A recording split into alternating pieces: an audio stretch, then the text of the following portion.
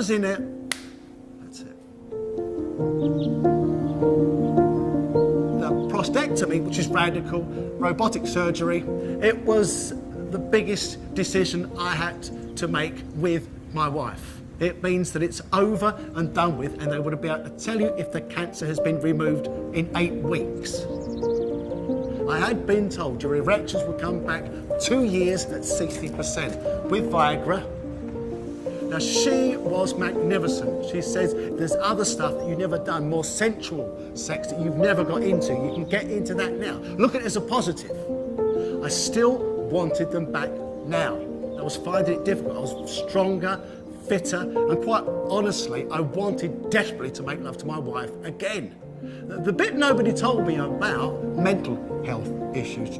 I was definitely foul to be around. One evening, we had a severe argument and it got completely out of hand.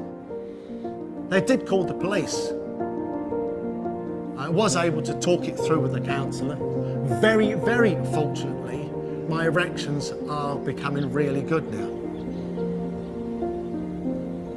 And I do recognise I am so lucky. 2 of my friends committed suicide, one in 2008, one in 2011. Life got to them, and I've never ever forgotten the fact is that I've been lucky enough to pull through and never ever decide it's time to go. There's plenty enough to worry about in life, and we should be able to do something if we work together. If you think I can help, you talk to me. I'm currently free of cancer, hopefully I will be, and I've got a story to tell and I'm determined to tell it to save others.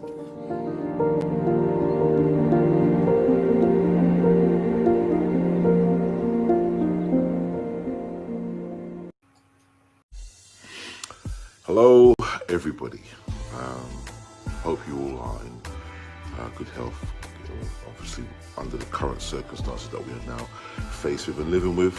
So hope you're doing the best that you can. Anybody that knows me personally always knows that I try to put out stuff that are hopefully amusing, entertaining in some cases, whether it's my COVID pounds losing or whatever, football or whatever, these things I always try to work. But today,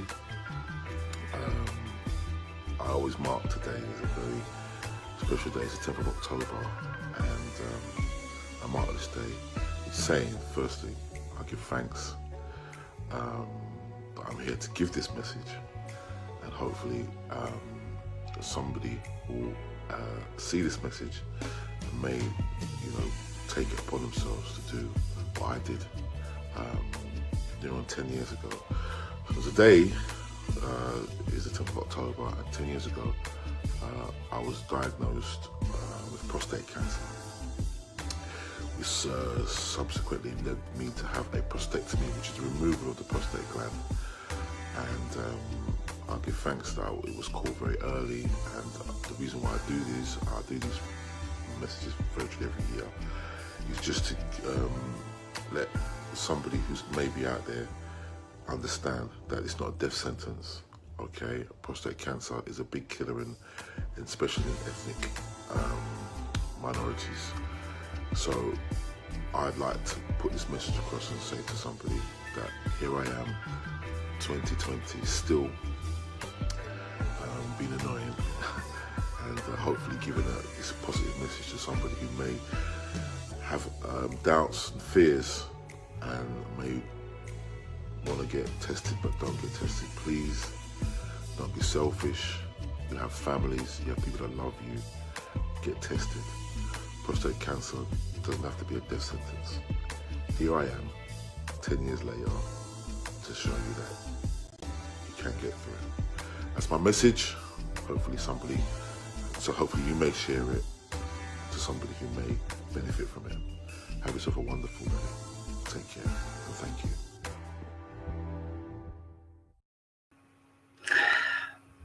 How you all doing? That wasn't meant to scare you, but that was meant to tell you that November is Movember. And some people may ask, what is Movember? Well, it started in Australia. I'm going to play the video just a little bit later, where Movember really started from. And if you notice that people who, you find people that walk around with moustaches and they grow a moustache that you can twiddle at some point, and it raises money and awareness for prostate cancer. It's something that we've been doing for ages. And I'd like to say that it is not it's quite taboo talking about prostate cancer, because it doesn't happen in women. It's predominantly men. So to the men out there, the he's, the hims, understand the fathers, the sons, the nephews, the uncles, the grandfathers, the brothers. Prostate cancer is not taboo. And Movember, I've got two wonderful guests who have joined me to talk about Movember today. And I would like to introduce them to you very shortly. Now, before I go into who they are bit by bit, I'm going to bring in ELVIN Box. I've known ELVIN a while, actually, and he is a fantastic advocate for prostate cancer. He works for Movember. He goes around the whole country speaking about it because he is a prostate survivor. Some people haven't been that fortunate, sadly, but he has been one of them. My second guest is also Mansfield Taff Aka Tlc. People will know him within the community, especially in the Black community. He is a radio presenter. He is a magnificent DJ, to be fair, Mr. TLC. And also, he is also a CEO, and he runs his own charity and talking to other people about prostate cancer. I'm going to bring them both in, so I'm hoping that everybody will be favourable, and let's hopefully there's no glitches. But let me bring in ELVIN first. Everybody, please meet ELVIN Box. How are you? Good to see you, Valerie. Good to see you. Good to see you. Oh, Lovely, my lovely to days. see you. Oh, it's so lovely to see you too. And thank you for agreeing in your I know you've got a burgeoning schedule to come on today to talk about Movember. That's my pleasure. My pleasure. Yeah, it's a subject that I know is very close to your heart. And it's something that, I've worked with you in the past to deal with prostate. And so we used to run it through various workplaces in the construction industry. And even though I wasn't fully aware about it, I educated myself. And I'm glad I did, because I've just recently got someone in my family who's just been diagnosed with it. So it's just really poignant that this is what we're talking about today. It's not going to be a boring subject. We want people to understand that you're going to cover a wide range. So that's you I brought in. I also want to get both of you to introduce yourself to each other, because you've not met yet. I know he's in the wings. So this is ELVIN, and I'm going to bring in. Yay! How you doing, Mansfield? I'm fine. How are you? I'm not too bad, my lovely. How was your show today? Excellent. Good show. You had a good show? Try to enjoy it. Yeah. Hopefully. Awesome. Thank you. I was just saying to ELVIN, thank you for coming on the show today. It's not an easy subject to talk about, but also I think that both of you are amazing to even want to come on today to share your experiences. And I'm not going to let you go separately, Mansfield. I want you to stay on board and everyone have a conversation. And if there's anyone in the chat room that wants to ask any questions, I'm going to fire it at you so that you guys can have some advice to give back to the general public. But I'm going to start off with ELVIN first. ELVIN, introduce yourself to the public and tell them a little bit about yourself. Yes, certainly. Yeah, ELVIN Box. Born in London, E17, Walthamstow. Raised in the London Borough of Sutton. And these days reside. So, girl. Oh, darling. Are you really? Yes, of course you are. Yes. Yeah, absolutely. Yeah. Thorpe Combe Hospital, it was. Yes, down the road. Yeah, and these days reside in between Basildon and Billericay. Okay. That's where I am. Yeah, married to my darling Jude. We met. Well, actually, we did actually know one another when I was 13 and she was 14, and we got together at 16, and we're still together. Still together. God knows how she cut up with all this malarkey, I tell you. Yes, so we're still together. 2 daughters, Em and Sandra. 6 grandchildren. Wow. 6 grandchildren. Yeah. Wow. 3 of each. Yeah, 3 of each. Oh, wow. And but my day job is actually as an organisation development consultant. So I work predominantly in construction still. Mm-hmm. I do work on a lot of basic innovation and business improvement. For my sins, I chair London Constructing Excellence. Okay. And but I am very, very busy because it's November because of my work with Movember, obviously. Yes. And whenever I can, what you do there, Mo. Yes. Prostate Cancer UK are a partner of Movember, so I do as much as I can with those lovely people. And whenever I can, I help Macmillan as well. Fantastic. And I've no doubt Mansfield feels the same way as me, is that if you're still here, it's your duty, it's incumbent upon you to do your bit to keep anybody else who come definitely in contact with prostate cancer, then other people with cancer, to be there for them and to help them. Yes. Mansfield, I'm going to bring you in, my lovely. Yeah, Tell the general public about yourself. Well, my name is Mansfield. I'm East London. I'm born and bred in Hackney. I formerly was a surveyor, maintenance surveyor. I now do key work and support work for a local authority.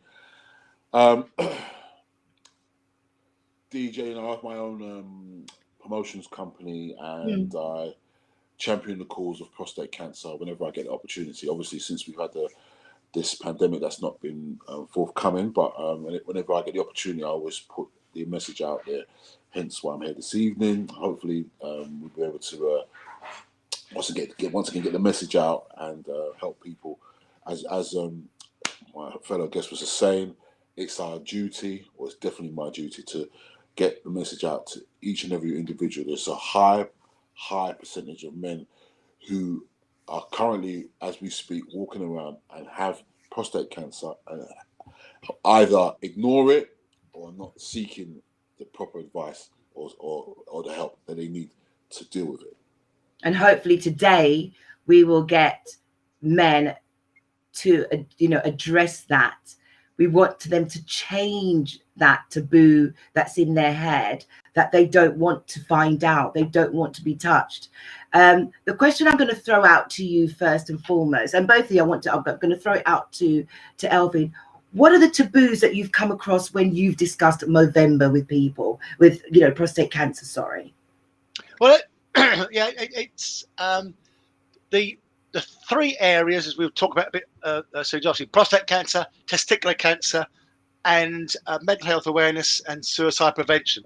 They're all going to contain taboo. No one likes to talk about testicles if they can possibly help it. Right. And they definitely don't like talking about the prostate because, sadly, very few people actually understand it. And probably Mansfield was the same as me. I know now an immense amount about the prostate, how it works. I didn't know, for instance, that without a prostate without the prostate or one that's been treated for cancer, you can no longer produce semen. Anyone said, I thought that was the testicles. No, that's the seed. The semen actually is the gunpowder. And unfortunately, the cannon's gone too, because the prostate is the thing that means you can ejaculate. Right. So lo and behold, I didn't know about that. And so we're talking about it now like we should do, because we're adults and it's really important. We should be able to talk about it just as though we're talking about our dental health. So physical... Very good point. Very good point. Very good point. And our spiritual health are all interlinked. So people don't like talking, definitely don't like talking about prostate cancer, because when they find out, that it's actually affected the male reproductive system. Right. And then when you explain, if you're lucky and it's caught early enough, we both went under a prostatectomy, both gone through a prostatectomy. It's no one really likes you talking about erections. Got you. You should be able to, because it's quite normal. And unfortunately, pending where your tumour was and how the surgery was undertaken, you will probably, a very, very high percentage, you're going to actually suffer some form of erectile dysfunction. And people don't like to talk about. Okay.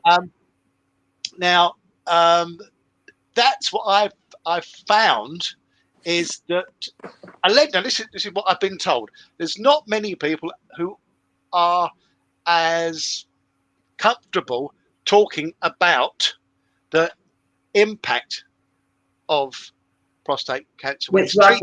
We'll come back down to that. Yeah, we'll definitely, because I want you to, to highlight that a bit later, as well as Mansfield. I'm going to throw the same question to you, Mansfield, which is what, before knew that you had prostate cancer, what was the taboo things that came across in your spectrum? Well, to be fair, I'm going to be honest with you, until I did actually contract, my knowledge was very limited, but subsequently, just like I've picked up so much information and knowledge regarding prostate cancer. But what I found, and I can definitely speak as a black man in my community, handing out information, or that so many black men who have the taboo because of where the prostate gland is located, which is between the anus and between the anus and the testicles, the area, and you have the taboo.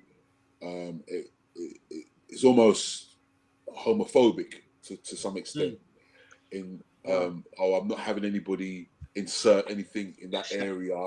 I've definitely had too many men tell me that particular story, not understanding that, as I was saying, that if caught early, right, it is actually like 10 years in, it's something that can be, and once again, depending on the surgery, the surgeon, and things have come along in such a way in the last 10 years in terms of like surgery. So many different things that can enable you to have a healthy sex life thereafter. There is, at the time when I was diagnosed, it was a 1 in 2, so 50%. It's either you're going to be impotent or there's going to be some sort. That was the ratio. I'm not sure what it is now, but I'm like, it's gone on in leaps and bounds, and there are so many different things that can be done in terms of making your sex life just as productive, or just as good as before. As before. You know what I'm saying? So, and like I said, I can only speak for my own personal experience and what experiences in the black community, and that ego thing with what men tend to have is what kills. That's in my opinion, is what kills a lot of the men. You know what I'm saying? That whole ego, the whole sexual side. I know personally a man who decided he wasn't going to take the operation, and when waited it was too late, and sadly died. Oh really? Yeah. Oh wow. He was and he was a fellow DJ as well, actually, to be fair. But he waited. Oh no. A very long time when he actually knew he had the and it's, you can always as well assess it from every person. Every individual deals with their medical issues in a different way. You have some men, like I said, you have people who may not come up. Myself and my co-host here are very upfront and just able to speak about it. There's a lot of people who find it, I love that. Very private, and they don't want to discuss it. And I totally understand that. I don't actually care how you seek the information. If you don't want to come out public and you want to, and somebody, I've had too many phone calls over the years from people who've called me quietly to ask me questions, which I'm quite happy to answer, you know, and given my story. I'm not an expert, I'm not a doctor. I'll just give you my story, my journey, and hopefully that's able to give you some solace and get yourself some help. So we're going to come back to your story just very shortly then. So this is another question I'm going to throw out to you both. ELVIN, when okay, I want you to take it right at the beginning. When did you discover you had prostate cancer? And what was the effect that before you had any operations, how did you cope? Right, actually, the whole story is actually started in 2014. Okay. So in 2014, I was on private medical, and I was having the medical was every 2 years, so it came around 2014, and they asked me if I wanted the PSA, which is the blood test. It's the only blood test that goes anywhere near saying is there potentially a tumour in your prostate. And so I said, well, yeah, if it's all part of the service, that's not a problem. Yeah, please do. Now, when I was having my general medical, lovely GP, without any hesitation, every guy who's ever had a full medical, they do what's the proper term, medical term, is that digital rectum exam. And as Mansfield alluded to quite correctly, nobody likes to admit, if they're heterosexual, that they're going to let anyone stick their finger up your bottom. Right. Okay. So so you have to get over that bit. So which they did. It was all all good. All the medical went through, and lovely report was sent through, and it said on the report that your PSA has raised, which meant nothing to me. You must go and see your GP. So I went to see my GP at that time, and he, as probably Mansfield's come across this, everybody and his brother in the profession, medical profession, will diss the PSA. He actually said to me, he said, "Oh, blimey, they're rubbish." So I said, was that the same for you? Was that the same? You said the PSA. Did you understand that, Mansfield? Do you know what the PSA was? My experience was when I went to the doctor. My doctor said to me, my experience was I was reading a leaflet. I wasn't showing any signs, any symptoms, to be fair. And I just went to my doctor and asked him. I had a leaflet, a pamphlet. I remember seeing on the train, and it was something that it said to me. It said, "Well, go and get a medical check." So I went and I asked him for it, and he said to me, "Oh, Mr. Taff, you're far too young to be thinking about prostate cancer." That's okay. So that's crazy. That's ridiculous. Far too young to be thinking about. So I was in my mid-40s, more than 40s. Oh Christ! You're far too young to be thinking about that. That's a disease that affects men in their 60s and early 70s. So he was very reluctant at the initial, but I was very insistent. Because let me go back. I was exhibiting one of the symptoms. So me thinking to myself, well, at the time, because with DJing and stuff like you're out, you're late, you're having a late night, you drink alcohol, so you're going to the toilet and urinating, and my missus is always complaining, why can't you just get it in the bowl? It's always on the floor, blah blah blah. Just that type of thing. But then, me to cut you there. I know that ELVIN was saying about the PSA, so I don't mean to cut that. I'm going to come back to you because I want you to literally give your version as well as. So I'm going to throw it back to you because I want you to give your. So I'm going to give it back to ELVIN here. Yeah. The PSA. So now Mansfield is saying that they never mentioned anything about a PSA. So there's two different versions here going on. So you said they told you about. That's the only reason why I jumped in here. So you had PSA, you had PSA. Go ahead. Yeah, so that's a really, really good point, Valerie, is that this is even in the medical profession, I'm not dissing GPs. Yeah. But they can often put you off killed her, and I'll explain that right now. So the PSA is the only blood test that there is to check, is there any sign of potentially a tumour within the prostate? Unfortunately, it is often wrong. It's a valid, but it's unreliable. So Wow. I was told, yeah. So he said to me, look, we'll do it again and let's see what comes back. Right. And when it came back, it wasn't sufficiently raised to worry about. Right. So he said, no, he won't worry about it. So I was, brilliant. Now, this is when it got difficult. So my Jude and I were worrying stupidly, waiting for this result to come through. And when it came through next, he asked, never have that again, Elf. Never have that again. If the GP said it's rubbish, and it was all right, what were we worrying about? So 2016, same person did my medical, my private medical, and the result, the PSA came back raised again. Now this time I got a different GP. I got a brilliant GP who's, I swear, saved my life. That's great.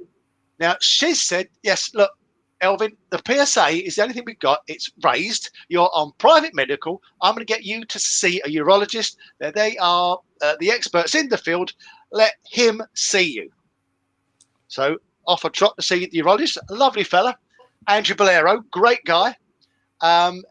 A DRE, which is digital rectum exam, and he was worried. He said, I think there's something there. First person, I've had quite a few GPs insert their finger in my bottom, but he said, I think there's something there. So I didn't mean to lie. It's the way you just said, oh, you've had a lot of GPs up your bottom. I do apologise, guys. No, yeah, just my there wasn't, I did allow them to. It wasn't right. So, so he said, we're going to have to do an MRI scan. I said, Christ, this is serious, isn't it? He said, yeah, we're going to go have an MRI scan and we can see if anything's there. So when we got the result of that, I took in Jude, and he said, lo and behold, yes, there's something there. There is something there, but we can't be sure what it is. We need to get a biopsy. Yeah. And I said, I don't want to do that. Because unfortunately, at Mansfield, me have been told this, years ago, a biopsy in itself could sometimes lead to impotency, which means you can't get an erection. I said, I'm not going anywhere near that. And he said, no, I promise you, you'll be under general anaesthetic. We know exactly where we're going to hit, take the samples from. It won't be random. We know exactly where we've got to hit it because we've got the MRI scan. It'll be fine. You won't feel a thing. He said, the only thing will be that for a little while, you'll have blood in your sperm. And he wasn't wrong. No problem. The sad thing was the biopsy that we, a week after the biopsy, he said it is cancer. And so my immediate question was, is this terminal? And he said, I don't know. Yeah, oh, for God's sake. So I said, what you're going to have to do is actually have a bone scan. So that happened a week later. And that was horrible waiting for the bone scan, because if it had gone to my bones, it would have been not quite lights out, but it would have been incurable. It would have been a situation where you can't cure this. You can only handle it. Right. So obviously he was as good as gold. But obviously I had Jude with me, God. And he said, first bit of good news, you had a long time. You've got some space there. It doesn't appear to have gone to the bones. That's the only reason I knew I had prostate cancer. Mansfield picked up on the fact is that before we finish, I'll give you all the guys, this is the symptoms, and it's massive warning. I was told by my surgeon, Elvin, if you get the symptoms, it's probably gone too far. Wow. And that's really worrying, because he said, we now know that you're only going to get the symptoms, because this is 2016. Yeah. He said, we now know that they are not that prominent until they get out of the prostate, or in your case, he said, when it's nearly out of the prostate. So that's like the warning. Don't wait for symptoms. I'll tell you the symptoms. If you've got the symptoms, all the advice now that Movember give and prostate cancer give is run around a bit quick. You'll give that near the end, because I want you to give concise details, because you've been, as I said, you've both been there. Mansfield, I'm going to come to you. What was the signs that made you go to the doctor and say, I think there's something wrong? Basically, it was my concerns were was urinating, going to the toilet, and any man will tell you when you're younger, your stream is fairly straightforward. It's a straightforward stream. You go to the toilet, and you know sometimes if you miss the bowl, you miss the bowl. But what was happening was that I was going to the toilet and it was spraying. It wasn't a stream; it was spraying. And what I'll get to understand later on now is that because of the actual gland is now it's growing in size. It starts to grow in size, so it's blocking the urethra. Oh, So wow. Okay. So it's actually making the stream not straight, but hitting. You know, it's in a. If you can imagine, when you run a tap, put your finger under the tap, and the water spraying. It's not too dissimilar to that. When I went to the doctor, and I insisted on he said to me, when he told me that he didn't think I was too young, I insisted. I said there was a PSA. I've heard about the PSA. I said, can I get a PSA blood test? And he said to me, it's not very accurate, but it reads the proteins, and it will give you an indication. I had a blood test, and it said, well, it's higher. My phone. That's okay. It's higher than normal, but we'll monitor it. And if you'd like to come back in 6 weeks' time and have another blood test, which is what I did, and then it was higher than the last. Were you having symptoms? Still having symptoms in between those? Well, yeah, it was. It's also a feeling of when you go to the toilet that you're actually you feel you've peed, but then you have a feeling as though there's something more. You haven't emptied, yeah. It's like you haven't emptied your. You haven't emptied your bladder, so right. That was occurring constantly. So that was definitely the reoccurring issues that I was having. Okay. So when I went back and had the second blood test, he said, "Well, it's higher than the last one, so we have causes of concern. So we'd like you to have a biopsy," which I wasn't sure about. To be fair, it was day surgery. Went there, and just like Elvin was saying, they removed some samples from the gland, and I think it would have been, I don't know, probably not too long thereafter that I was called back to the hospital, and the results was given, and they said there was one side of the prostate gland they found traces of cancer. Oh wow. And, my options they gave me my options, but my consultant was saying that, the issue is that because of my age, yeah, they said that I don't know. I actually don't know the medical why. I don't know the studies behind it, but he said that for some strange reason, mid-40s to early 50s, right? Even at the point where it was in a low, it was low for me. They said for some strange reason it can become aggressive, right? And if it comes out of the gland, then it could lead to other things, spreading over the liver. Oh right. So where Elvin had the trying to get you all of you on the same screen as me. I don't know why I can't get you all back on together with me. Get with me, all of you. Right. So there we go. Where Elvin says that his doctor told him that, if it had gone into his bones, it was too late. Am I correct, Elvin? Yeah. Just so you, I need to clarify this because my guess is Mansfield wouldn't have been told anything about incurable prostate cancer. Now, when in 2016 it would have gone to the bones, and I asked, what would you do? No one wanted to say it was incurable. I said, we wouldn't stop. It's only prostate cancer about a year later said, look, we come clean now. Once it's got to the bones, when it's got to the bones, we cannot cure it. We can treat it, and we'll do everything we can to maintain your life for as long as possible. But you will always be fighting cancer. So you live with and beyond, sometimes they say. Is that what they said? Yeah. So Right. it became clear, and I was absolutely certain, told, you know, you're only going to have one option should the prostate be, if you like, it's been bled through, the tumour has gone out of the prostate. It will go first for your lymph nodes, then it will make its way to your bones, and then I know a lovely fella, it went to his throat.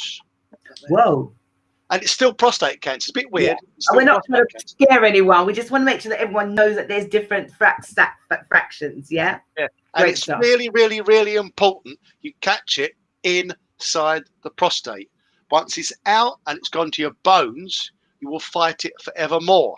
Now, I can't sugarcoat that. Ray Clements died at the weekend of prostate cancer. Yes, For he did. 15 Yes, he did. years he fought it. 15 long years. And it's not it's not a nice fight. So that's With you finding that out then, okay, so you you now have been told you've got the cancer. What was the effect? What was the knock-on effect learning that? How was life leading up to that operation? How soon was it? Well, what happened was this. Jude was with me, so it's definitely cancer, and that was in the lead. That's about the 22nd of June. On the 29th of June, we was at the consultation. It said, okay, it hasn't got out of the prostate. Two options. Two options were prostatectomy, or number two, you can have radiotherapy. Okay. Now, the radiotherapy was a 3-year program. And it meant the first thing they do is to give you hormone treatment, and that is to reduce your testosterone. Okay. Now, in doing so, when they lower your testosterone, because sadly the tumour is feeding on it, what happens is that the first thing is you lose muscle tone, and you get man boobs. Okay. And you get hot sweats. And you become that pretty much much more emotional. menopausal. That's it. That's what I was about to say. You are like a woman going through the menopause. Menopause, right. Sadly, but that's it. And this is going to be for 4 years. And in doing so, your desire for sex goes out the window because you have no sex drive. That's gone. The appetite goes because of testosterone's not there. So I didn't fancy that much at all. It had been for 3 years. And the bit that was really a bit gooey, there was 7.5 weeks of radiotherapy treatment, meaning you go in 5 days a week, get weekends off, and have a bit of a relax from it. But what happens is that they have to basically zap the prostate with radiotherapy. And that isn't nice. Because, I know it would be nice, but the side effects are that you'll probably end up messing yourself. You won't get to the toilet quick enough. So, and also you'll probably wet yourself. Right. They're not selling this to me at all. So once they told you that, you knew your option was to have the prostatectomy. Now the prostatectomy, and this is the thing that Mansfield has alluded to. Well, we have moved on. I had robotic surgery. Because I went private, I had a brilliant surgeon, Declan Carhill. Brilliant. He told me, and Jude was with me, nerve sparing surgery, because of getting all of the tumour out would have meant you've got nerves that give you and maintain an erection. And he said to me, after 2 years, it may get back up to 60% with a heavy dose of Viagra. Oh, right. Okay. And it was a smashing bloke. He said, come in and see. He actually said, we saw him on the Monday. He said, come and see him on the Wednesday. I'll go for a bit more detail with you. Come in alone and we'll talk about it. And he actually said, look, he said, you can more or less give a dead man an erection these days. If there is a drug on the market, but you inject it into your penis, it's Cavajac, and that will give you an erection. If you do it wrong, you'll have an erection for 4 hours. I think some men would like that, wouldn't they? Yes, that's right. So, no disrespect. Yeah, but it's the side effects. You get dizzy, you know. You I know I'm can't use it. Mansfield, but I'm sure that's some men would like that. Do you know what I'm saying to you? So that's how it was explained to me. Right. And I can assure you, Valerie, and I've no doubt Mansfield knows this, he's had guys talking to him. All of the blokes who are going to go for the operation forget the fact it's cancer. They go straight to the fact that they're going to have a really difficult time getting an erection again. And the other bit that's really bloody annoying is that you have a level of incontinence. Now, Mansfield's right. Now, one of my mates had brilliant surgery. He's continent, you know, fully continent within weeks. You know, Mansfield knows this. I know guys who are even now aren't fully continent. They have to wear pads. Now, I'm really, really lucky. It took just about 3 years, and I no longer wear a pad. Right, right. You know, and before anyone asked, yeah, I can. I get the best erection now in the middle of the night because I don't have any like worries about it. It just that, you know. That's what the answer, because I'm going to go to Mansfield on this one. So let me just quickly say this to you. Oh. So you've got the support, because not everybody has the money to go private. So everyone is different. So, you know, it'd be interesting to see across the board how some people would, you know, treated.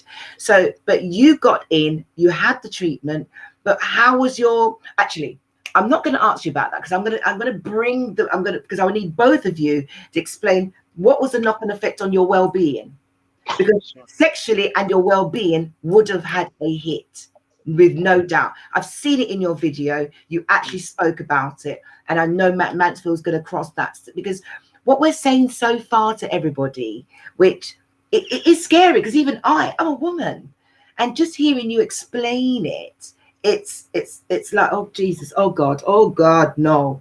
I think I can do without that. There isn't a pretty way to describe prostate cancer, guys. Am I correct? There just really isn't. So, Mansfield, you know, how was that knock-on effect on you when you were told? How soon did you get in and they sorted you out? Well, unlike Elvin, I took we took the high road. I took the low road. You know, I'm just quite happy to admit it. I was one of the ones thinking about when you got the percentages of, you know, impotency and not being able to have sex and so forth, etc., etc. So I was in that category. It took, my consultant was on my case for at least several months. I'm not gonna lie, for me to have the prostatectomy. He said, "Are you ready?" I said, "No, I'm not ready. I'm still thinking about it." Did you just say several months from the time you were diagnosed? Several months. Wow. That was my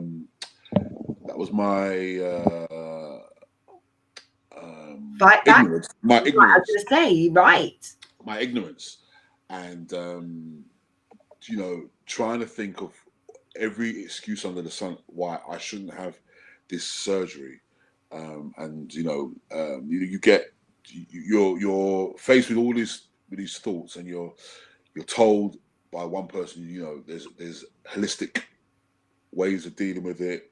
There's this way. So I was of the mindset that no matter what, that surgery would be the very, very last thing. Oh wow. That was going to happen to me. I was prepared to try anything that was going to be offered to me in terms of not having the surgery. That was my journey. And well, what changed? Well, to be fair, it was my partner and the mother of my eldest son. My partner at the time, and they were on at me constantly and telling me. In fact, my oldest son's mum said to me, she just wanted to ask, she challenged me. She said to me, "Well, at this age, just how much sex have you had? You know, up to this age?" Well, I didn't mean to laugh at that. And then we went through the whole, and she said, "Well, I think, you know, you'll be able to manage 18 months to 2 years if you don't have any sex." Do you know what I'm saying? So Right. My partner at the time, we discussed it as well. She was adamant. She wasn't taking any other Option, yeah. option other than me to have the surgery. That was Right. it. And you had no choice and get carted in. They whipped you in. Yeah, she rolled me in there. So Elvin, you were like 2-3 weeks, but Mansfield, you went on. It could have been worse for you the longer that you went. But like I said, it's all psychological, and you have to. This is why I kind of understand from a perspective in terms of like with men and how they feel about their sexuality and so forth, etc. And if you say to a man, right, there's a distinct possibility that you, at the age of 46, will never ever have another erection. You sit down, you sit with that. I don't care who you are. You'll sit with that, and that's gonna be on your mind. I don't care who you know. Whereas women are much more practical about these things. Right. It's just not. It's life first. Everything else can be dealt with after. Right. What was your do you mind? Because this is deep for both of you. What was the mental challenges for you? What I really want to know, tell someone out there, what are the highs and lows that you went through? What were you thinking when all this was happening? I was thinking about, because I have to say, my surgery and my Elvin had he had robotic, and he said that they have moved on. When I had the surgery, they had just come out. See, the thing is, right, there were different stages. When I had the surgery, before, just probably 2 years prior to that, they just started doing keyhole surgery 10 years ago. Right. Okay. But prior to that, just 2 years prior to that, in order to have your prostate removed, they would have to cut you in your anus. Right? To remove that in itself led to a lot of... This is what I'm saying. Before, at that time, a lot of men didn't, because it can cause infections. There's all sorts of complications that it can cause, and incontinence was a big thing. Unfortunately for me, my consultant said to me, in fact, a nurse at my experience with them, I have to give credit to King's College Hospital and my experience with NHS. I had a lovely experience. It was, even though the seriousness of the issue, was telling me that. I remember going to see my consultant, and one of the nurses there, I can't actually remember her name, but she's a character in that. They said to me, "Well, Mr. Taff, you're gonna have to do a lot of what pregnant women do when they have babies. They do the pelvic exercise. So you got to make sure you clench it. Do pelvic thrust, did you? Yeah. Pelvic thrust, clench it, because even before you have the operation, you just get in practice. You do that, and she's like, guarantee you before long. And to be fair, I didn't have. My experience was that I had a catheter. Oh, okay. I had a catheter fitted, and I wore my catheter for about in total probably about 6 to 8 weeks. And oh God, look, Elvin's going, oh my God. But the thing is, but how after the catheter, then, geez, did you? No, but when after the catheter, but it became. I was doing the exercises, and I'll be honest with you, I would say in my 10-year experience, and what it is that everybody's had this sensation. When you want to go to the toilet. And then when you get to you're on your way home, you get to the front door, and the sensation of going to the toilet is absolutely immense. You don't know why. Yeah, You've been walking around for ages, but with prostate cancer, you have to go.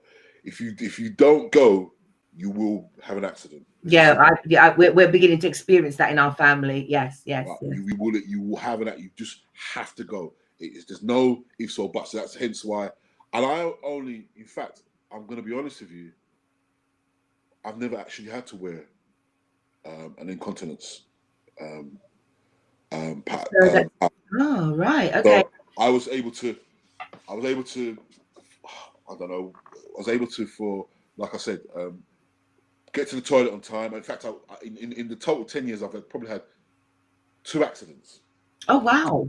So In yours is a completely different story to Elvin's, where he had the pad. So, because Elvin, you're going into your 4th year, am I correct? Yes. So give me because Mansfield is into his 10th year. Yeah. 10 years. So different technology, obviously. Yeah. Up until when you contracted prostate cancer. You see, this is really put into brilliant context. So Mansfield's quite right, is that the keyhole robotic surgery didn't really kick in much until probably the last 7 years or so.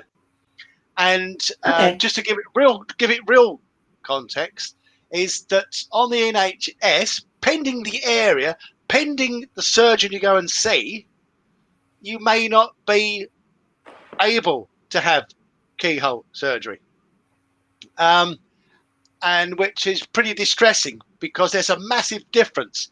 Now, I did wince about the catheter because I felt I was really lucky.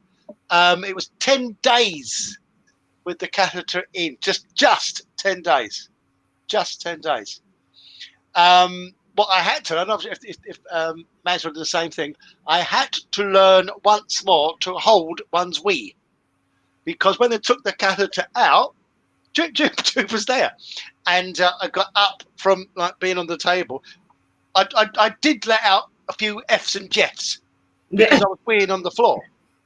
F's and Jeffs, And Joe said, "Elvin, you've got to learn to hold it again." And so, being Jude, I was well equipped. We had the pad. There are some different sizes. I had the third size. So if I'd been weeing all day, we'd been fine. But I had to keep. She said, "You're going to have to do the pelvic floors," and I never stopped all the way home on the train doing pelvic floor exercises. And so you're both saying that's what you're. So for anyone out there who's scared, and when they get checked up, and then when they are told that there's a possibility of having prostate cancer, is to look at preparing their pelvic floor. Is that what both of you are now saying? Is that what? Is that the any man right now? The best advice you can have, any man, regardless of age, is to start doing pelvic floor exercises, because not only will it help your continence, it will help your erections. Wow! Absolutely. Really? Absolutely. Just to the catheter, but what I will say about my experience with the catheter, it was in such a way that you could have it strapped, because I was able to within 2 weeks I was able to go out. I had the catheter. They had it. I could have it strapped to my leg. I could put my pants on. It was fine. Go out. It wasn't a problem. Overnight, you'd have obviously a larger container over the period of time. That into, isn't it? Is that correct? Sorry. That you empty that into, isn't it? Yeah. Overnight, right? so if when you're sleeping, but generally during the course of the day, it was a small bag, no bigger than, I don't know. I'd say about this big. Yeah. Right. And you could strap that to your leg, and nobody, unless I told them, would know that I was wearing a catheter. So yeah. It was more of as Elvin was saying, it's more about learning the floor pelvic exercises, which was you just constantly you just continue. And I cannot stress enough that if that's the case, you just got to practice it and keep on doing it, and you will understand how much that helps you to this very. Like I'm 10 years in, and it is very. I can. Whereas before, I'd have to go to the toilet probably during the course of a night. I may go to the toilet 3 or 4 times, right? Because but now I can generally do 7-8 hours, and you're good, and I'm good. And that's a good thing. That's a good thing. Do you know what I mean? That is a very good thing. What is so the other question I'm going to throw out to you guys is this: Elvin, you touched on something, and so I'm going to, ask the question. Mental well-being. The mental well-being. You said that your mental well-being was at such an extent that I wouldn't say, and correct me if I'm wrong, you said it also nearly made you violent. I was violent. Yeah, I was violent to Jude. Let us know, because luckily you guys have got support. That even though you've got that support, but remember, having that support, it's do they understand what they're supporting? So what happened with yourself? It's easy enough to explain, but difficult to understand. Okay. Jude, this is being open, frank, and candid. That's probably called standing in your truth. So be candid. Absolutely. So what happened was Jude and I started going out as boy and girlfriend at 16 years of age. And so, it's quite a long time ago, because we'll be celebrating our 40th wedding anniversary next year. Wow. Now, this is like to give some context, and so the blokes can understand it, and maybe women can as well. At 16 years of age, Jude was so sweet and so kind. I didn't know women orgasmed. Yeah. Didn't know. Nothing. No. And Jude was so sweet and kind. She said, because I played a lot of football then. I was in Palace's youth team, Crystal Palace's youth team. Oh right, okay. Yeah. Sorry. Yeah. And Jude said to me, she said, "What does it feel like when you score a goal, Elf, and the referee says no goal?" She said, "It's like that." He said, "I think I'm going to come, and I don't." And I was absolutely distraught. But what a brilliant analogy, because I really felt, and she was so kind, she was so sweet, and she's just like a kid at that time. Actually, I was 16. She was still 16 as well, I think. But for some, and so young, so kind, so compassionate. And then I got the gig. And to be honest, it was Jude who helped me understand this and understand that there's a thing called premature ejaculation. Premature ejaculation. Okay. And then you get the other challenge is that lots of young men suffer it for no apparent reason. It drives you nuts. You get erectile dysfunction, and it's a mental block. It's nothing physical. It's a mental block. Okay. And lo and behold, that happened. Now, what then happened is that Jude and I had a really, really serious argument in 1974. That's the truth. Is that how far this goes back? Yeah, honest to God. And Okay. what happened is though, so we get to the summer of 2017. It's not quite a year. Since I've had the operation, and I was told it'd take you 2 years at least to get up to at least 60%. Project managing it and expectations. And sadly, all my frailties and anxieties of that argument way back, and it was my fault, the bloody argument, not hers, mine. And she reminded me quite often about this. It all came flooding back. All the frustration. So all that frustration of not being able to have a decent functioning, penis or sexual eruption brought back an old argument.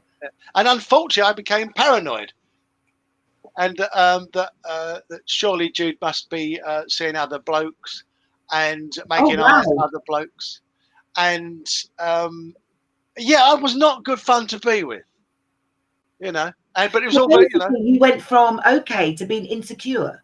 Totally. Completely insecure. Totally. And so I get that, because it's like virility, no virility.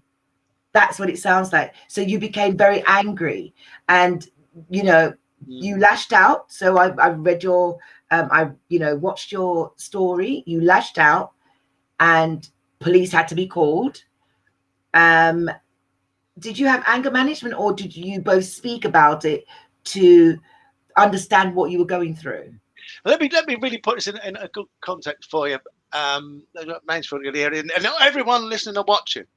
There was the scariest actually was Barcelona.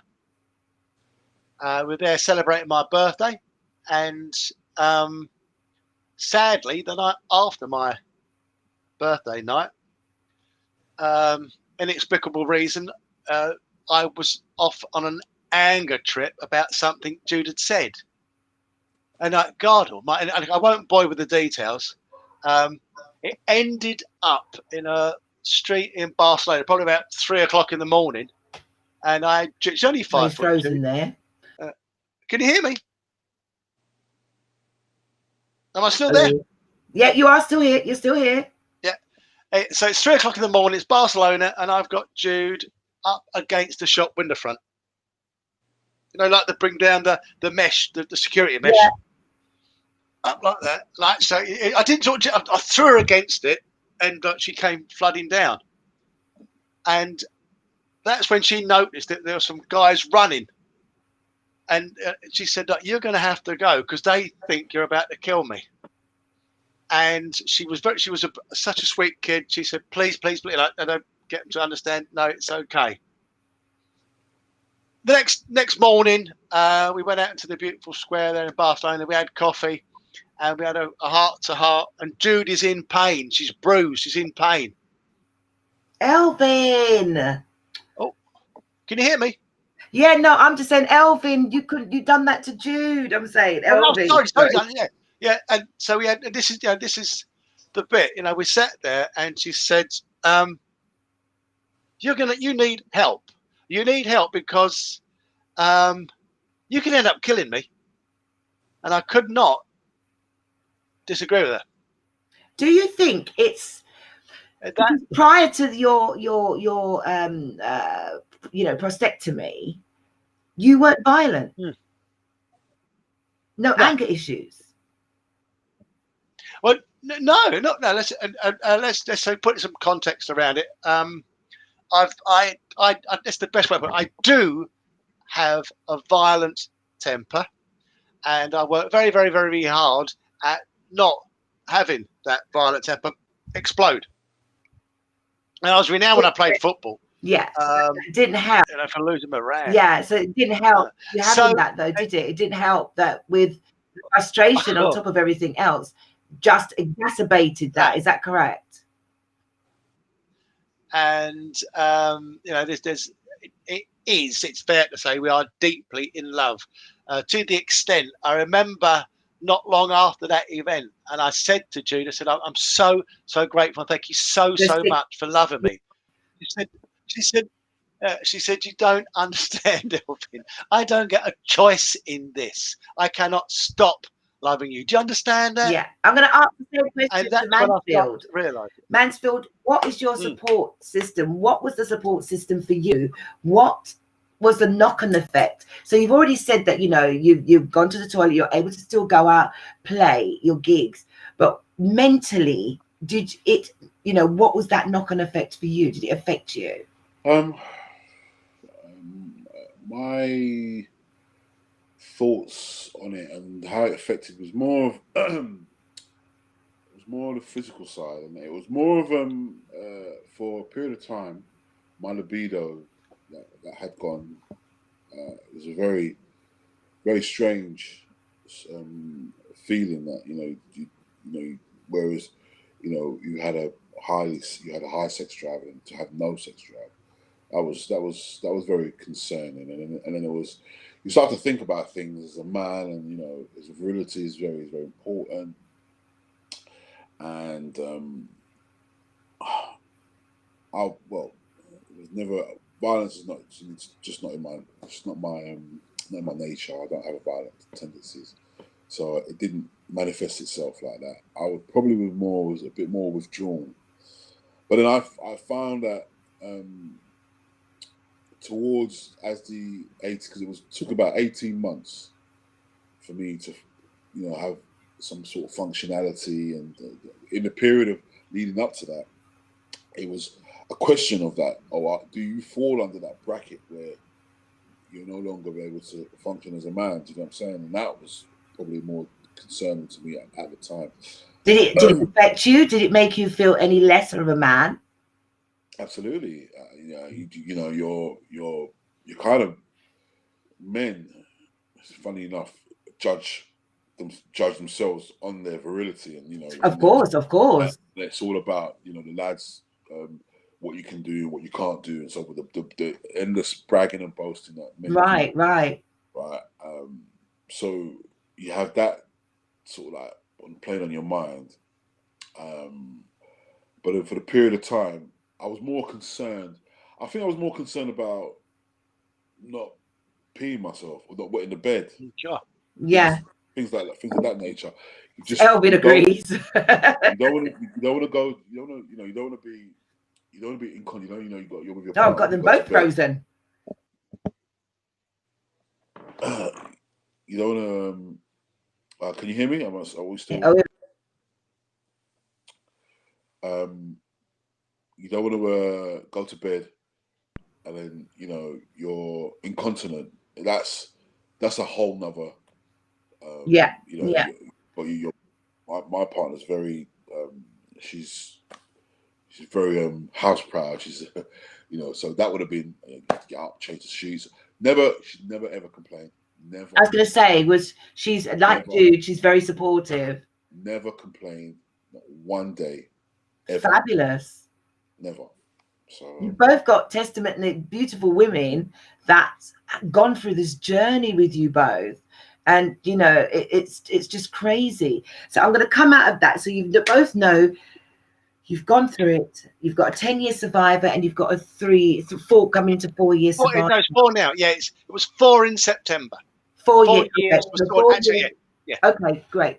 Now I know that I think Mansfield. I wasn't able to get all the footage from you because I know on the screen I'm going to just throw up a loads of different charities. But there's one person that I am going to mention. I think this is the chat right here. Who is this guy, Elvin? This is Peter. Peter Right. Cuthbert. Peter Cuthbert. Lovely guy. Yeah. Okay. Lovely guy. Yeah. And a bit of a story of Peter. When just coincidences, stuff like that. I knew Peter when I first moved into the Basildon area when we got married. So I've known. I first met Peter actually just in 1981. I knew him socially, and so when I moved into the area, gregarious guy that he was, made sure I got into the football team, speak to boys, where to drink, all the good stuff. And always there. No problem. I'll do it. Yeah. Let's cut a long story short. Is that as life is, we went our separate ways because we just went off in different directions. Right. And it was quite weird. When I was recovering from my operation, so it's 2016. I hadn't seen TAFFE in a long time. And funny enough, I went into my local gym and I go in there and I meet a guy who I used to play football with him and TAFFE. And he says to me, "How you doing?" He said, "TAFFE's cancer." He didn't say anything, he's struggling with it. Oh, this is right. Lo and behold, I go onto the web looking up stuff, and we come across Peter Cuthbert doing an article in the Sun for Macmillan. And so now, why I find was he doing it? Is that because he was prostate cancer? There you go. Right. Okay. Yeah, prostate cancer. And lo and behold, I managed to get back in touch with him, and I find out that Peter was diagnosed prostate cancer, curable prostate cancer, Christmas Eve 2011. Like both myself here and Mansfield, he had a prostatectomy. He also had keyhole surgery. He also had it private, and it failed. See, there are 30%-ish it doesn't work. And so Peter was fighting it for 8 years. And sadly, he passed on July the 3rd, early hours of July the 3rd. And that's why you're doing a walk in charity, aren't you? Yeah, for November. Yeah, is that the 28th of November? Am I correct?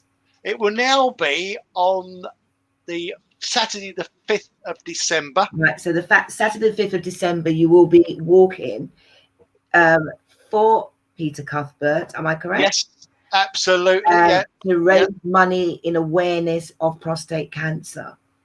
And boy, it's because if you're told you're curable, it should be curable. And we've got, and I'm not having it. They've got to start bringing this up. This is wrong. You're told it's curable. It should be curable. Okay.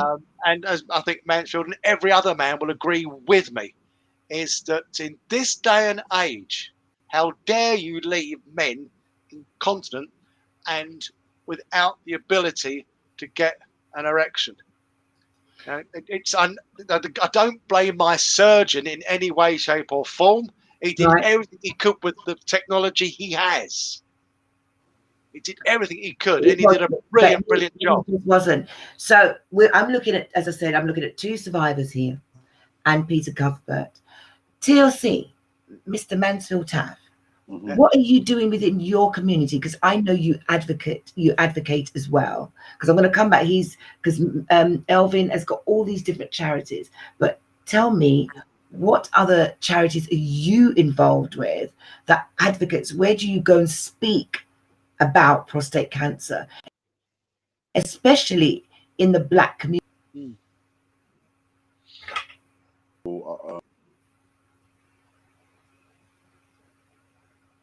Oh, he's gone low. His voice. Oh, there you go. Hear me? Can you hear me? Just about now. Sorry.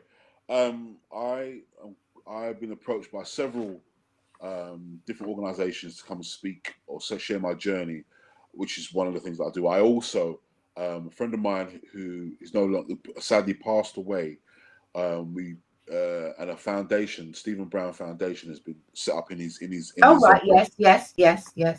So we jointly do events championing myeloma cancer as well as prostate cancer. Oh, so great. We have events. We've kept a few dinner and dance prostate cancer awareness, where we have people from prostate cancer come and speak on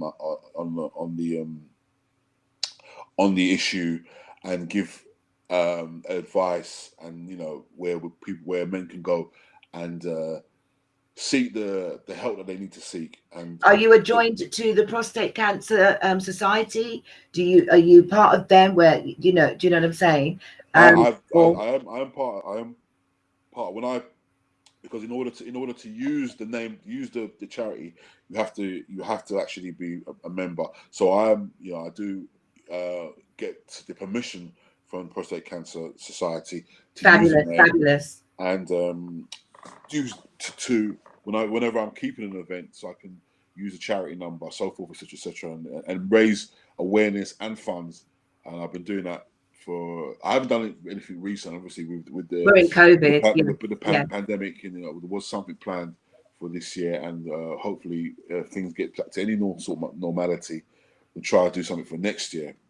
I'd love to get you and ELVIN together, because ELVIN, you've got a great platform, Mansfield, and from what I'm told, the statistics of prostate, and I hate to even use this, and I want to know from both of you, am I correct that it's more rife within the Black community? Am I correct? Yes, that's very true. Oh, good Lord. 1 in 8 for the white community, 1 in 4 for the Black community. So 1 in 8 will be diagnosed with prostate cancer during their lifetime, and unfortunately within the Black community, 1 in 4 will be diagnosed with prostate cancer. Wow. I spoke to a nurse, King's College, and she was saying to me that she's one of 6 nurses that see patients on a day-to-day basis, and she said that she saw I think it was 15 to 25. She's one of 6 nurses. She saw 15 to 25 patients per week, and she said out of the 25, 18 were Black, and she was telling me that 15 of them, and this is weekly, are diagnosed with prostate cancer. You just do the numbers. Up. You do the numbers. There's 6 nurses, and that's the ratio that we're going through. So the numbers are high. The numbers are very high. Yeah. Very high. Yeah. How can we literally raise more awareness? I mean, you can't wait until November to actually just say, oh, here we are, you know, this is blah blah blah, and then after November it's the door shut, and then we'll do it all over again. We'll start at the end of October. I don't get it, you know, because it's like breast cancer. Do you know what I'm saying? So it should have the same relevance. I was talking to a friend of mine who said to me one time, this is actually last year, saying to me that he was going to sit down and think about doing a database and sending it out to men who are becoming the age who are in the age group, because there's not a national facilitation for prostate, apart from obviously the campaigns. Like with breast cancer, I think women are notified that they have to come in for a check. Cervical cancer, things of that nature. Because I'm sorry, you correct me if I'm wrong, Elvin. I think that outside of lung cancer, I think prostate cancer is the biggest killer in men. These are the facts that have come through this year. So if I can rattle them off for you, working with Prostate Cancer UK and with Movember. Like the headline is, of all of the cancers in the UK, prostate cancer is the most commonly diagnosed cancer that there is in the United Kingdom. Now, only men have a prostate because of, as I said, you know, that's what is actually part of the kit. Only men have prostates. Only men get it from the age of 40. So it's all the men up to the age of 40 can't get it. Well, by the way, the youngest I've ever known is 36, and he died of it. I'm sure that they might be statistically. Yeah, very, very low. You've got to be damned unlucky. But so if you consider only men from 40 onwards, and it is the most diagnosed cancer, and they want to tell audiences, well, look, every 15 minutes in the United Kingdom, a man is diagnosed with prostate cancer. Every 45 minutes, a man dies of prostate cancer. Where is the adverts on the TV? We've got bloody Sainsbury's. People arguing about flipping Sainsbury's and Tesco. If that's the case, you know, it seems that prostate cancer is more. It kills you more than COVID. I'm not being horrible. On that one. Yeah. God, you know what? You can't. You see, the other thing, you cannot protect yourself from prostate cancer. Mansfield knows this, and I know this, is that it isn't anything in your lifestyle. It's just bad luck. It's your turn. That's it. You can't stop it. Everyone asked me, so isn't there a screening program like there is for breast cancer? That was the best thing that happened to breast cancer, is they brought in a screening process. And everyone says, well, why isn't there a screening process? It's all down to the fact that the medical profession and also government who look after it, who basically own the NHS, argue perpetually, saying, well, it isn't. The PSA is insufficiently reliable. And then if you got that's the case, then Mansfield was just saying that he was speaking to someone who thinks that they should create this catalogue or a register list. And if you're thinking of that, Mansfield's thinking of that already, if it's not just you, I'm sure other people might be thinking that way. Could not someone start this? I mean, it's always going to be about money. I'm sorry. Money. Is it money, Elvin? And oh wow, money. Okay. It's always going to be about money and where the money goes and what the powers that be deemed it should go to. Prostate cancer is now, you was asking with you get radio, I know TalkSport there's so many different campaigns, you hear people mentioning it, but the actual I believe just like breast cancer should be screened. It should have a period of, from, as Elvin said, from 40 you go, and because I feel that I've done my part, because I know there are several men who regularly get themselves checked every year since in at least 7-8 year period every year to get their tests. But Okay. it's not just myself and Elvin are just two. You know, there needs more people like yourself who are prepared to use their platform to encourage men to get tested. It doesn't get any simpler than that. It's just like anything else. You have a car. I've got a car. There's a problem. Go and get you get your car serviced. It's as simple as that. You use your body. Your body is the only one you've got. And a family. You've got a family to think about as well. Yeah. So, you know, I think that, you know, with both of you today, and I know neither of you knows each other, and I know Elvin is just such a great advocate, and I just found out about Madden when I watched his story. I was just totally blown away, and the first thing all I could think of was, I've got to get Elvin on. He will be able to tell the story. He's so passionate about it. He knows it, and even though he's only 3 years in, he's always been good at, you know, dealing with stuff. And now that I've got both of you here, I just think that, you know, I'd like to think that both of you would swap numbers and, you know, work alongside, because you're already doing something, Mansfield. You're already doing something within the community.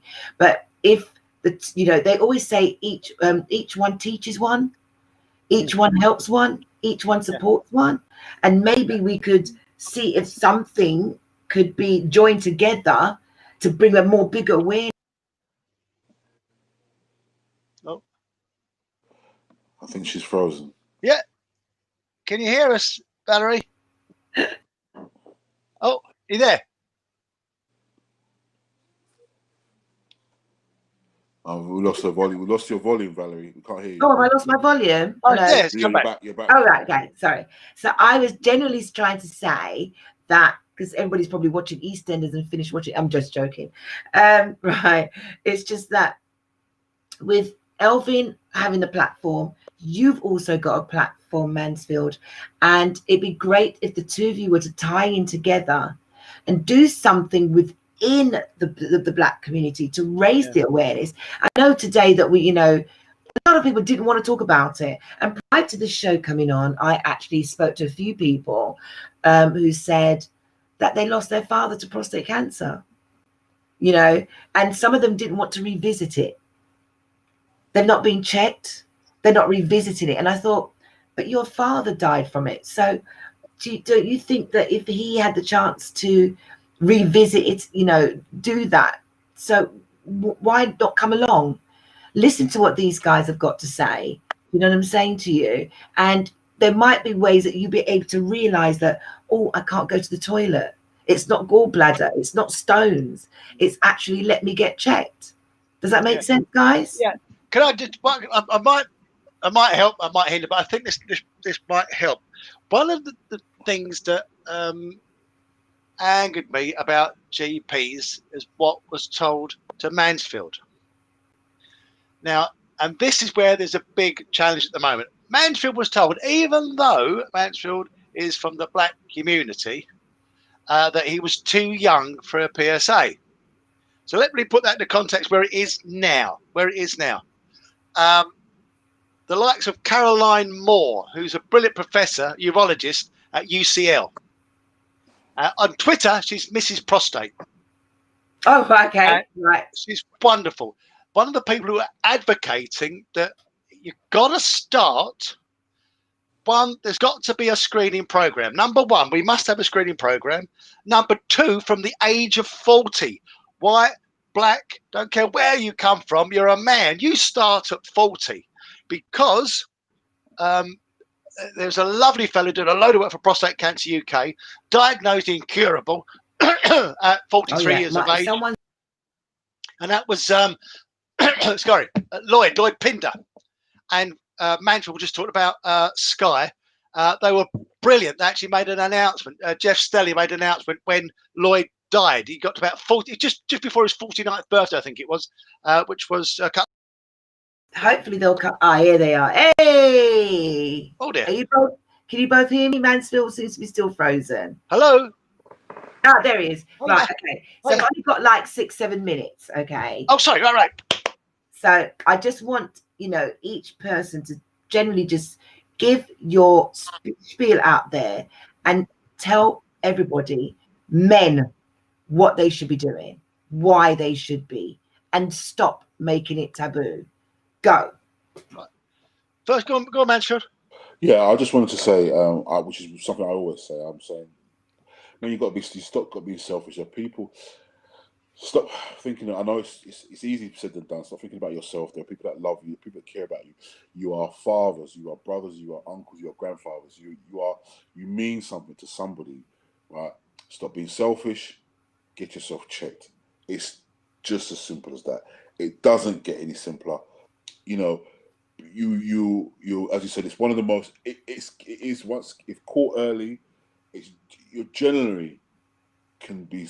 Like I said, I'm 10 years in. It's 10 years, and hopefully, many more years to come.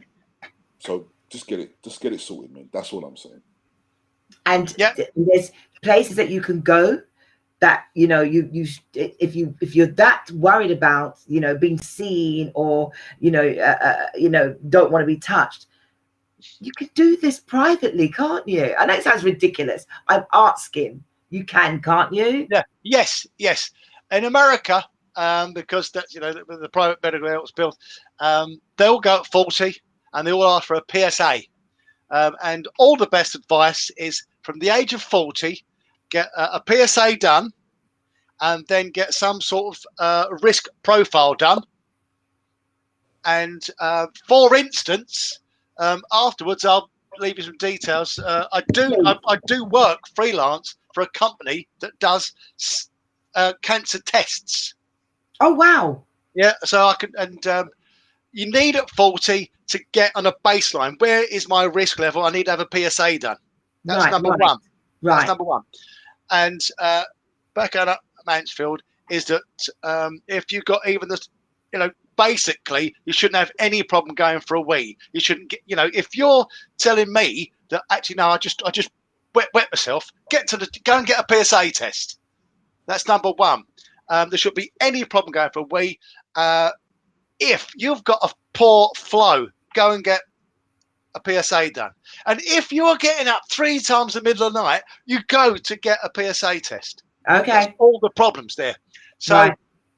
I'll happily let you know how you can. But it's about 80 give quid. Me that, then I could put it up onto the website on this, because we've got a new website coming up. So each show that goes up, all the information that you guys give me, I will be inserting that so people can actually go to get the information. So when the show's over, I will get details from you, Taff, to put onto the website that this is what you're doing. If you're having a fundraiser, etc., etc., it can go onto the website. And the same with yourself, ELVIN. You say that you do, because I know you do different seminars, and I truly believe that you two, I'm going to make sure you do swap numbers so that you can either have a guest speaker at one of your shows, Taff, or vice versa. Taff can come and speak at yours. Do you know what I mean? Because we keep saying to you, each one teaches one. Correct. And we need to use this platform to actually say, before we all go, I know that I saw a video with you in the gym working very hard, ELVIN, and I also saw you in the gym working your socks off, Mansfield. You talked about eating. Is there anything that you both can offer about food that will help you after you've had a prostatectomy? What would you advise? Well, Mansfield, what's your take on that, mate? my exercise regime is simply just like I can't stop eating. So there are various. It's just about being more healthy. I don't have a regime. I don't have any practical advice to give you regarding prostate, but I know that it's just about being healthy. I see your videos. He does some really good videos, and he does talk about. I mean, there's one I'm going to play at the end when you lot have all buggered off, but I will be playing that video. There's a video of you talking about in the gym with you and Richard Davies, and it's like saying, "Okay, I know I like to eat my dumplings, but you need to learn to eat better food, etc." And I thought that was quite inspiring. What about you, ELVIN? Because I know you're constantly in the gym. I mean? Is of before or after prostatectomy? Yeah, like as of this minute, you need to cut out. You need to get low on the red meat. Low on your red meat. Is it? Low on your red meat. Yeah, chicken's damn good. And what you want to do is no fat. It tastes great. Ooh. You know, but 5 days a week, actually 6 days a week, I keep to a diet. And so no fat. You want to keep beer down and alcohol down, because that puts on the weight. And I tell everybody, if you're smoking, why? And if you're taking drugs, why? Because they're all going. Basically, you need no one thing that you are dependent on, because that won't help your mental, physical, or spiritual health. And the other thing I say to everybody: if you used to go to a church, if you had a faith, ask yourself why you don't have it anymore. And if there's no good reason, get back to it, because it will do you good. You need to have faith. Whatever your faith may be. I mean, when I say that, you know, I don't know if Mansfield will agree. When I do say that, because you're binding to your God. It's not my God. It's you know, if you don't believe in a God, at least believe in the universe. Yes. Believe in something. Have faith, even be in yourself. So on this note, I just wanted to say to you both, you know, thank you. Mansfield, I know you took a little while for you to jump in, but I love it. I'm grateful that you took my call at the last minute and said, yes, you'd agree to come on the platform. I will make sure this video is cut up and sent to you all, that with bits of your advice that you can give out to the general public to say that this is what we talked about. I'd love to follow up about this in a few months' time. I'd rather that it doesn't have to be a November for prostate to be discussed. Do you understand? I really don't think it should be. And I don't seem to see it unless it's October or November. Yeah, that's right. You know, and I've taken on some really great advice from you both, which I will be passing on to my family. As I said, this is what we're now going through. And so we will be definitely, you know, after everything that I've heard today.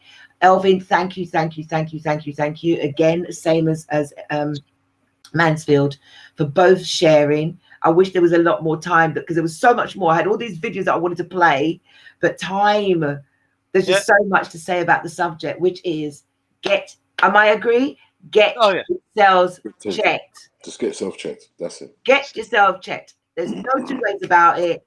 And that's it. Thank you guys again. Thank you. And thank you, Adrian. Thank you, Valerie. Take care. God bless you both. God bless you both. Wow. I'm a woman, and so for me,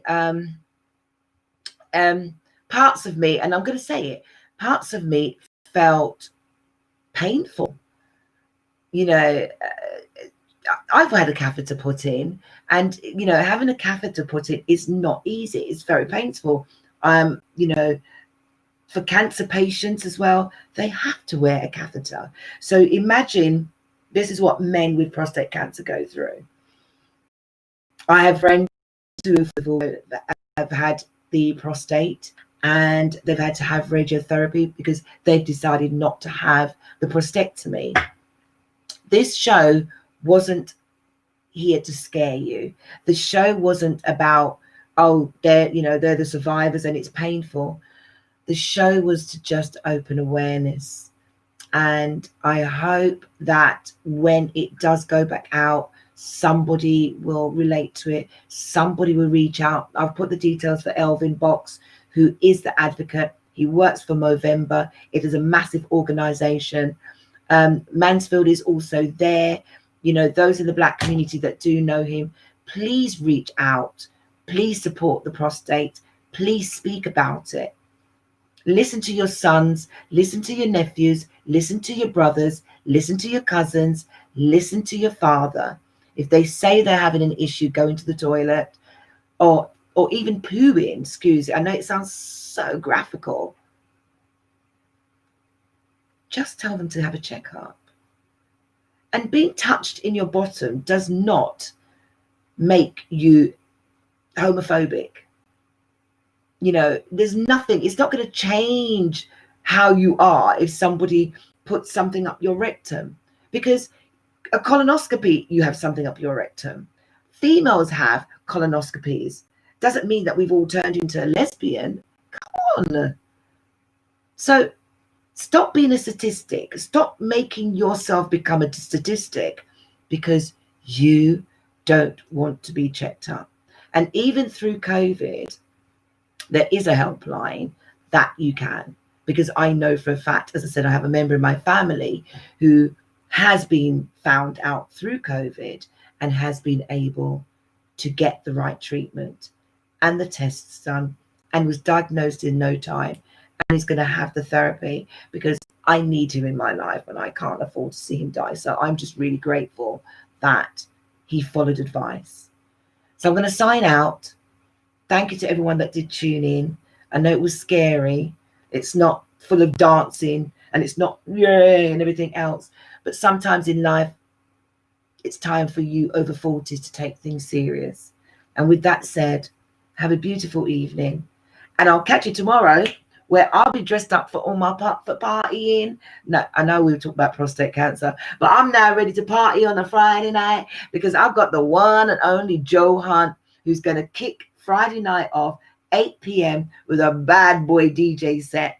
And then I'll be talking to him somewhere in the middle. And then he's going to continue going on with the bad boy set. So that's 8 till 9:30 tomorrow on my platform, his platform, YouTube, everybody's tube. So come on, everybody. You're going to put on your dancing shoes. But in the meantime, have a beautiful Thursday evening. It stopped raining. It's quite lovely where I am right now. But yeah, peace out.